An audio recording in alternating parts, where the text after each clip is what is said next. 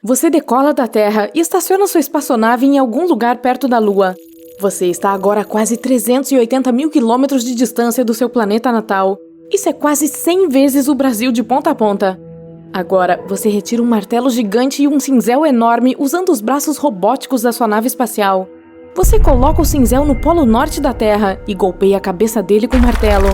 A Terra se abre como uma casca de ovo e você vê outro planeta. Se chama Theia e ele está se escondendo dentro do nosso planeta como uma gema em um ovo. Você precisaria voltar no tempo 4,5 bilhões de anos para descobrir como isso aconteceu. Essa bela nebulosa logo se tornará nosso sistema solar. Poeira colorida e vários detritos espaciais estão lentamente se aproximando do centro comum. Logo esse quebra-cabeça de entulho fica muito pesado e denso. A temperatura dentro do gigante está aumentando. Em seguida, fica tão alta que desencadeia uma reação nuclear em cadeia. Mais outro segundo e... BAM! Acontece uma explosão tão poderosa que as ondas de choque viajam para longe no espaço escuro. E o clarão ofuscante dessa explosão pode ser visto do outro lado da Via Láctea. Quando a poeira baixa um pouco, você consegue ver que uma luz ainda está brilhando bem no centro da explosão. Essa estrela recém-nascida é o Sol. Ele pesa tanto quanto 333 mil terras. Se o Sol fosse um balde, você precisaria de 1,3 milhão de planetas do tamanho da Terra para preenchê-lo. Você está interessado em um pequeno objeto ali, a 150 milhões de quilômetros de distância do Sol. Esse monte de rochas e lava quente é a Terra. No momento, o planeta está ocupado formando seu núcleo, enquanto os oceanos de lava estão gradualmente esfriando. Mas algumas dezenas de milhões de anos após o nascimento do Sol, você percebe um estranho objeto voando em direção à Terra. É Theia. Esse pequeno planeta nasceu quase ao mesmo tempo que a Terra, e agora ele está seguindo uma louca trajetória espiral em uma velocidade enorme. Os cientistas acreditam que Theia era uma espécie de bola com a qual Júpiter e Vênus jogavam. Vênus estava puxando Theia em uma direção, então o irmão mais velho, Júpiter, o puxava de volta. Mas o Sol representa 99,8% da massa de todo o sistema solar.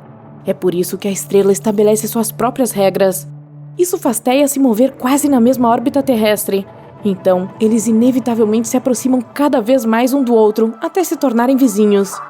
Vemos que Theia tem o tamanho de Marte e é tão largo quanto a distância do Oceano Atlântico de Nova York a Portugal. Uma colisão não pode ser evitada. Theia está viajando em direção à Terra a quase 14.500 km por hora. Isso é 11 vezes mais rápido que a velocidade do som. Se o planeta menor colidir com a Terra em um ângulo específico, a Terra provavelmente será dilacerada, assim como o próprio Theia. A colisão causará uma grande explosão visível em outros planetas, mesmo em um dia claro. Não vai sobrar nada além de um pouco de poeira e detritos em chamas. Mesmo que Theia toque a Terra apenas levemente, ainda vai acabar com um pedaço do nosso planeta do tamanho da Austrália. Mas a colisão com Theia acontece em um ângulo perfeito de 45 graus. Ele atinge a Terra a uma velocidade tremenda. A explosão vaporiza literalmente grandes quantidades de rocha, e a onda de choque envia os destroços restantes para a órbita terrestre. Uma enorme cratera é formada no local do impacto. Logo ela se enche de lava fervente. Os restos de Theia e os fragmentos ejetados da Terra começam a orbitar nosso planeta. De acordo com uma versão, esses fragmentos formam duas luas. No início, elas viajam juntas, mas um dia ficam muito próximas uma da outra e colidem, formando um grande corpo espacial. A outra teoria afirma que todos os fragmentos começam a ser puxados pelos restos de Theia. Algum tempo depois, eles formam a Lua como a conhecemos agora. Naquela altura do passado, porém, era apenas rocha incandescente e lava. A colisão nesse ângulo inclina ligeiramente nosso planeta e acelera sua rotação. É por causa de Theia que temos diferentes estações e 24 horas por dia. A Terra tem placas litosféricas, que são peças enormes e sólidas que constituem a crosta do nosso planeta. Após a colisão com Theia, elas começam a quebrar e rachar. Isso faz com que o carbono, um componente primário de toda a vida conhecida na Terra, comece a se mover por todo o nosso planeta. E então, a Terra adquire um tipo de metabolismo. Depois de algumas centenas de milhões de anos, as primeiras criaturas vivas começam a aparecer no nosso planeta. Por quase 4 bilhões de anos, organismos unicelulares simples têm evoluído para a vida que você vê hoje. De acordo com os cientistas, esse tipo de colisão é um evento muito raro. A probabilidade de que em algum lugar no espaço haja um planeta como o nosso, que sobreviveu à mesma catástrofe, é extremamente pequena. Essa pode ser a razão pela qual ainda não encontramos vestígios de outras civilizações no espaço. Enquanto isso, os restos de Theia ainda estão aqui na Terra. É claro que não parece um planeta inteiro que ficou preso dentro do nosso.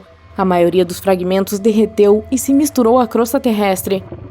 Se você retirar a camada superior do nosso planeta, verá duas enormes bolhas de lava do tamanho de continentes inteiros. Elas ficam logo abaixo da África e do Oceano Pacífico. Presumivelmente, estes são os restos de Theia que não se misturaram com o manto da Terra por causa das diferentes densidades. É como misturar água e óleo em um copo. O óleo sempre flutuará sobre a água e criará uma camada uniforme sobre ela. Mas se você erguesse essas manchas de lava até a superfície, elas seriam 100 vezes mais altas do que o Monte Everest. Outros restos de Theia podem estar na Lua. As missões espaciais Apollo trouxeram muitas amostras de solo para análise. Os cientistas concluíram que a estrutura da Lua é muito semelhante à da Terra. As pessoas poderiam perfurar profundamente e coletar amostras lá. Em seguida, as bolhas da Terra poderiam ser analisadas. Se a estrutura fosse compatível, seria uma prova 100% de que Theia atingiu a Terra há 4,5 bilhões de anos e de que foi assim que obtivemos a Lua. Mas por enquanto, Theia permanece um tanto misterioso. Os cientistas ainda não têm certeza de que o planeta realmente existiu. A ideia toda se encaixa perfeitamente no modelo de criação da Lua, mas na verdade, essa incrível colisão pode nunca ter acontecido.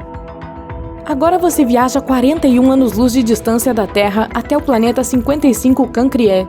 Ele tem cerca de 2 vezes o tamanho da Terra e é 8 vezes mais pesado. Você pega seu martelo gigante novamente e o usa para acertar o cinzel. O planeta racha e você vê que é um diamante gigante. A temperatura nesse planeta é dezenas de vezes mais alta do que na Terra e seu solo é rico em carbono. O calor coloca muita pressão nesse carbono, sua estrutura muda. Primeiro, ele se transforma em grafite, um pouco mais de pressão e o grafite se transforma em diamante. Na Terra, os diamantes se formam em profundidades abaixo de 100 km, onde a pressão é 50 mil vezes maior do que na superfície. As temperaturas ali alcançam mais de 500 graus, o que é tão quente quanto fogo. Os diamantes são ejetados mais perto da superfície em erupções vulcânicas. Ainda assim, é preciso cavar minas a 500 metros de profundidade para encontrar essas belas joias. O diamante Golden Jubilee é o maior diamante lapidado e facetado da Terra. Ele pesa tanto quanto uma barra de chocolate e é do tamanho de um hamster. Seu preço é de cerca de 12 milhões de dólares. Agora imagine um diamante do tamanho de um planeta inteiro. Você decide voar de volta para o Sistema Solar. Seu destino é a Lua de Júpiter, Europa. Ela é tão grande quanto a distância entre Seattle e Houston, nos Estados Unidos, e sua massa é inferior a 1% da massa terrestre. Sua superfície é envolta por uma crosta de gelo com cerca de 30 km de espessura. Mas e se você quebrar essa crosta com seu martelo gigante? Nossa, a Europa é completamente coberta de água. Está congelando aqui. É 3 vezes mais frio do que no Polo Norte da Terra. A água se transforma em gelo quase que instantaneamente, mas o oceano abaixo da superfície ainda é líquido. Europa interage com Júpiter gravitacionalmente, assim como a Lua com a Terra. Isso cria forças de maré e aquece o núcleo dela. O núcleo derrete o gelo ao seu redor. O resultado é um oceano enorme, 2 a 3 vezes maior que todos os oceanos da Terra combinados. Os cientistas acreditam que a água é a base da vida. Isso pode significar que pode haver vida em Europa. Pode haver fontes termais, assim como no fundo dos nossos oceanos. A água lá provavelmente é muito mais quente. E mesmo que a pressão e a temperatura em tais lugares sejam extremas, bactérias simples podem viver lá. Europa tem quase a mesma idade da Terra. Isso significa que houve tempo suficiente para os organismos vivos aparecerem e evoluírem. Quem sabe, talvez alguma civilização avançada já esteja florescendo sob essa crosta de gelo. Eles podem estar construindo grandes cidades e sonhando em conquistar o espaço agora. Mas a única coisa que os humanos podem fazer no momento é enviar uma sonda para a Europa e descobrir se a vida é possível lá.